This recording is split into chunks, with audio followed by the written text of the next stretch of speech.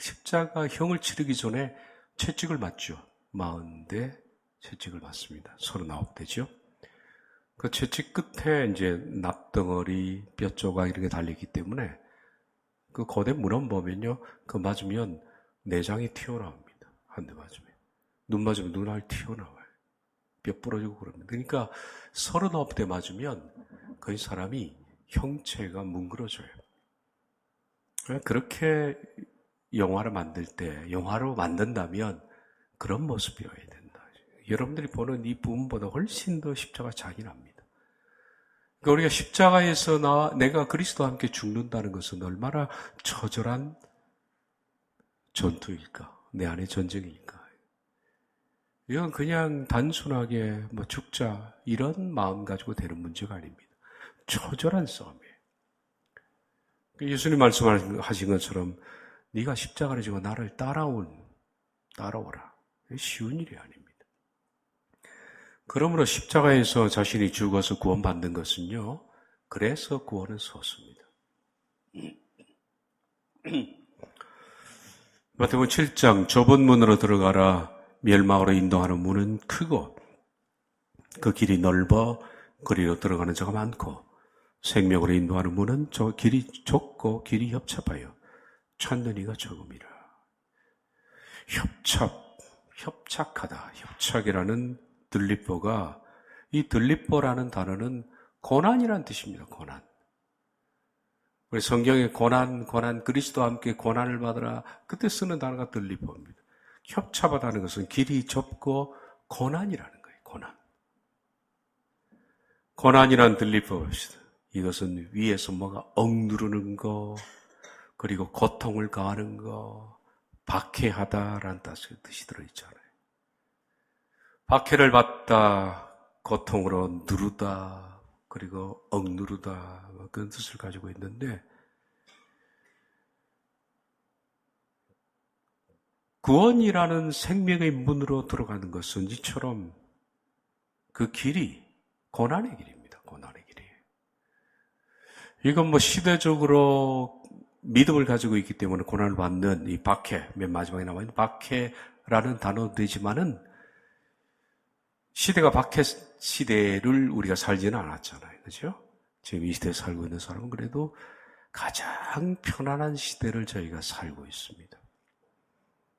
박해는 앞으로 오겠지만 지금 이 시대에 우리가 좁은 길로 간다는 것은 내 자신을 그런 식으로 정욕과 탐심을 죽이는 과정입니다. 그래서 누가복음 18장 8절에 인정할 때 있어서 믿음 보겠느냐.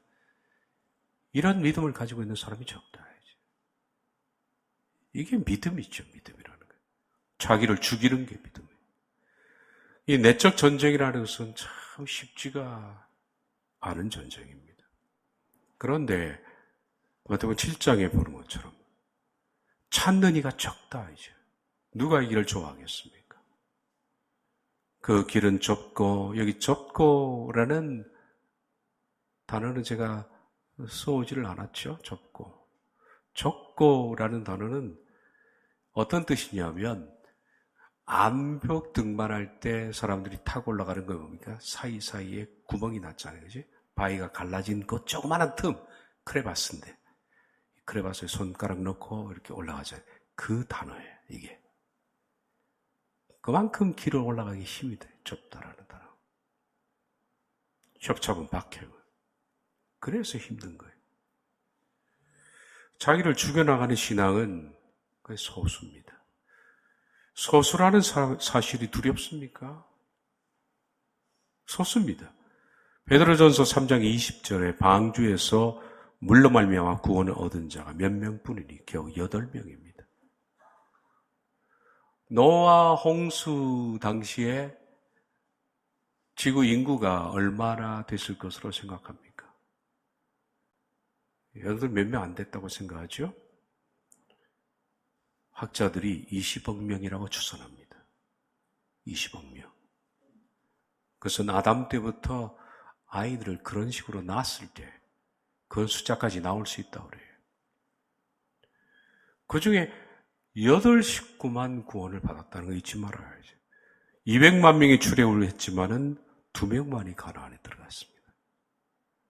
그렇다고 해서 이것이 수학적으로 이런 비율이 모든 시대에 적용된다는 것은 아닙니다. 그만큼 구원받는 것이 만만치 않다는 거예요. 만만치 않다. 엘리야 시대 때는 그가 대답하되 내가 만군의 하나님 여호와께 열심히 유배하오니 이는 이스라엘 자손이 주와 연약을 버리고 주의 제단을 헐며 칼로 주의 선지자들을 죽였으며 오직 나만 맡거늘. 엘리야는 배신하지 않고 믿음을 지킨 사람은 자기 하나라고 생각했습니다. 다 바알에게 무릎을 꿇고 다 배신하고 오직 나만 남았습니다. 나 외에는 바른 믿음 가진 사람 없습니다. 그런데 하나님 뭐라고 그러십니까?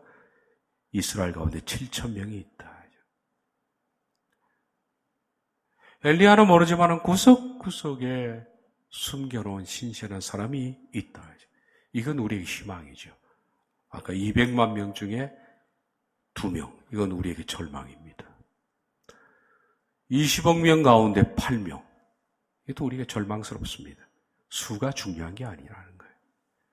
엘리야 시대 때는 7,000명. 우리 한국교회는 얼마나 될까요? 한국교회는 목회자만 지금 모르겠습니다. 옛날 한 7, 8년 전 통계로는 목회자가 6만 명. 교회가 6만 교회. 목회자 수가 12만 명. 한국교회. 지금 더 줄었겠죠. 실은 코로나를 거치면 줄었고, 목사 수도 줄고, 교회 수도 많이 줄었을 겁니다. 교인 수는 코로나 이전에 800만 명이었습니다. 코로나 거치면서 어떤 교회는 반토막, 어떤 교회는 완전히 전멸이 된 교회가 많이 있습니다. 그래서 저 친구들 얘기를 들어보면 코로나 거치면서 100% 나간 교회도 있어요. 안 돌아온대요. 안 돌아온다. 안 믿겠다는 거예요. 대구에서 개척을 해서 겨우 교회를 살려서 갈 말인데 코로나 맞고 한 명도 없이 다 나왔어요. 끝났는데 안 온다는 거예요. 그런 교회도 꽤 많습니다. 한국교회 800만 명 가지고 코로나 거치면서 몇 명 남았을까요? 한 600, 500 될까요? 어쨌든 이 가운데 5, 600만 명 가운데 얼마가 정말 우리가 생각하는 것처럼 정욕과 탐심을 주게 하면서 구원을 그 좁은 길을 가는 사람이 얼마나 될까? 좀 회의가 들죠? 그게 이겁니다. 자, 우리들은 초청받았습니다.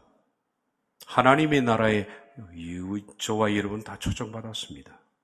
그것이 마태복음 22장 말씀입니다. 읽어볼까요? 천국은 마치 자기 아들을 위하여 혼인잔치를 베푼 어떤 인구와 같으니 종들을 보내고 청한 사람들을 혼인잔치에 오라 하였더니 오기를 싫어하거늘 다시 다른 종들을 보내며 이르되 청한 사람들이 이르기를 내가 오찬을 준비하되 나의 소와 살진 짐승을 잡고 모든 것을 갖추오니 혼인잔치에 오소서 하라 하였더니 그들이 돌아보지 않고 한 사람은 자기 밭으로 한 사람은 자기 사업하러 가고 그 남은 자들은 종들을 잡아 모욕하고 죽이니 임금이 노하여 군대를 보내어 그 살인한 자를 진멸하고 동네를 불살랐다. 이게 역사상 복음에 대한 반응이었죠. 사람들이 무관심한 거, 세상 일에 바쁜 거, 어떤 때는 박해하고 그랬습니다. 이에 종들에게 이르되 혼인잔치는 준비되었으나 청한 사람들은 합당하지 아니하니 내 거리 길로 가서 사람을 만나는 대로 혼인잔치에 청하여 오라. 한데 종들이 길에 나가 악한 자나 선한 자나 만나는 대로 모두 데려오니 혼인잔치에 손님들이 가득한지라. 닥치는 대로 데려오라. 그래서 다 데려왔어요. 어쨌든 혼인잔치에 손님이 꽉 찼습니다. 이 사람은 누굽니까? 청한 사람들이에요. 청한 사람. 임금이 손님들을 보러 들어올세 거기서 예복을 입지 않은 한 사람을 보고 이르되 친구에 어찌하여 예복을 입지 않고 여기 들어왔느냐 하니 그가 아무 말도 못하거늘 임금이 사환들에게 말하되 이 손발을 묶고 바깥 어두운 데 내던지라. 거기서 슬피 울며 이를 갈겨드리려 하니라. 청함을 받은 자는 많되 택함을 입은 자는 적으니라. 이렇게 청함을 받은 자는 많다라는 걸 보니까 예복을 입지 않는 자가 청함 받은 사람이거든요. 그 중에 예복을 안 입었으니까. 한 사람이 아니라 여러 사람 가운데 하나를 집어서 얘기했다는 거죠.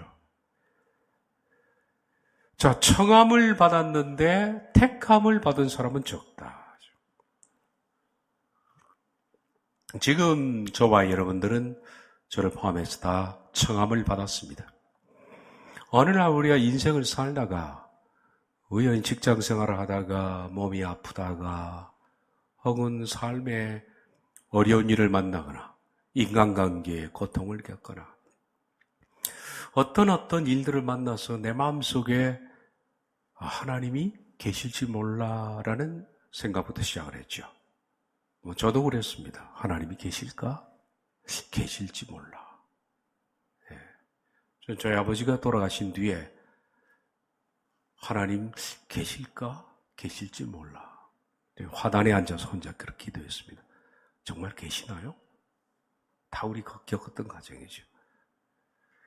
그 하나님 이름도 모르니까 제가 뭐라고 기도했냐면 미지의 신이시여. 제가 첫 기도가 그랬습니다. 하나님을 볼 때 얼마나 불쌍했을까. 이름을 알아야 부르죠. 그렇게 해서 정신적으로 뭔지 모르지만 시작하고 방황하고 흔들리고 그런 과정을 다 겪었습니다. 그런데 그때가 하나님이 저를 여러분들이 좀 콜링할 때입니다. 부름을 받은 거예요. 청함입니다. 그래서 하나님 계실지 몰라. 하나님 위해 좀 알아볼까? 그분은 정말 계실까? 그게 다 콜링입니다. 하나님 부르신 거죠. 근데 그 가운데에서 청함을 받은 자는 많잖아요. 많은 가운데에서 하나님이 천국 갈 자는 누구예요? 택함을 받는 자다. 그래서 이 부분을 원어대로 제가 말씀드리겠습니다. 마태복음 22장 14절 청함을 받은 자는 많되 택함을 입은 자는 적으니라. 청함이라는 것이 클레토입니다. 클레토이, 콜링이죠. 그리고 초대입니다. 초대입니다. 킹제임스에는 부르심, NIV 성경에는 초대 그렇게 번역이 되어 있습니다. 그런데 택함이라는 것은 에가 붙었습니다. 크레토입니다. 크레토이는 청함이죠. 거기에 에가 붙었습니다. 원래는 에크가 붙죠. 에크는 제가 설명했죠. 뭡니까? 출애굽을 할 때 엑소도스 설명했잖아요. 에크가 뭐라고 그랬습니까? out of입니다. 어디 가운데서 뽑아내는 거예요. 그러니까 청한 사람들 가운데 뽑아내는 거예요. 초전인데 이것이 바우어 사전에 이렇게 되어 있죠. 최고의 것을 뽑는다. 최고의 것을 뽑는다. 바우어 신약 사전에 나와 있는 얘기입니다. 청함 가운데에서 최고의 것을 뽑는 게 택함인데 최고의 것이 뭘까요? 그것이 바로 우리가 지금까지 봤던 구원에 있어서 자기를 쳐서 목적시키는 거예요. 십자가를 지고 자기가 죽는 거예요. 정욕과 탐심을 죽이는 거예요. 그래서 그리스도와 하나 되는 과정. 십자가에서 내 자아의 죽음. 그 자아가 죽지 않고 펄펄 살아있어서 이게 문제예요. 이게 문제. 그건 참 불행한 일입니다. 불행한 일. 죽어야 돼. 물론 저도 완전히 죽지를 못했습니다. 죽어가고 있어야 돼요. 적어도. 우리는 매일 죽여야 돼. 아까 얘기한 것처럼 자기에게 일러줘야 돼요. 뭔가 살아나 꿈틀거리려 그러면 역일진이라 그러죠. 결론 내렸다 그러죠. 너 죽은 놈이야. 죽은 놈이야.